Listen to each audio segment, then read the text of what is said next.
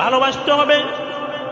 যে কোনো সময় যদি আমি রাসূলের জন্য তোমার জীবনের প্রয়োজন হয়, কোনো চিন্তাহীন কোনো শর্ত ছাড়া তোমার জানটা আমি রাসূলের জন্য বিলীন করে দিতে হবে। যদি তুমি এমনটা করতে পারো তাহলে তুমি খাঁটি মুমিন হতে পারবা।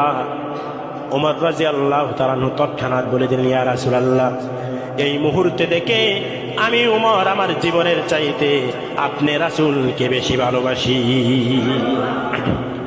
আল্লাহর রাসূল বললেন, মুমিন, এখন তুমি পরিপূর্ণ মুসলমান হতে পেরেছ, এখন তুমি খাঁটি মুমিন হতে পেরেছ, এখন তুমি জান্নাতের অধিকারী মুমিন হয়েছ।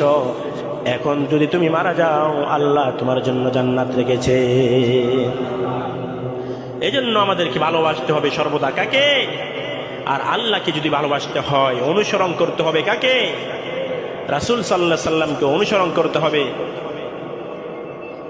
আল্লাহ রাব্বুল আলামিন বলেছেন, লাকাদ কানা লাকুম ফি রাসূলিল্লাহি উসওয়াতুন হাসানাহ। সুবহানাল্লাহ। আল্লাহ রাব্বুল আলামিন বললেন, হে দুনিয়ার মানুষ, তোমরা খুলুকে হাসানা কার থেকে শিখবা?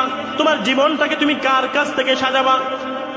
আমি আল্লাহ রাব্বুল আলামিন তোমাদের জন্য এমন একজন রাসূলকে প্রেরণ করেছি, এমন একজন নবী তোমাদের মাঝে দান করেছি, যে নবীর মধ্যে তোমাদের জন্য উত্তম আদর্শ আমি আল্লাহ রেখে দিয়েছি।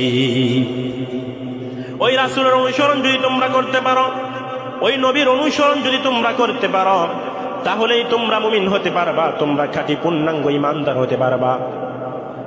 আর আমি আল্লাহ রাব্বুল আলামিন বলে দিয়েছি, লা তামুতুন্না ইল্লা ওয়া আনতুম মুসলিমুন।